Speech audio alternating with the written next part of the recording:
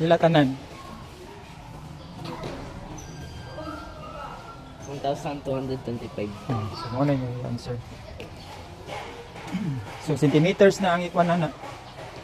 So, ang itubag na is 1,225 centimeters. So, depende na siya kung unsay ipasukod ninyo dito, ha? Sa basta mo na itong procedure na to. Pananglitan gani, day. Litan anak, no? Nanaka di anak niya din.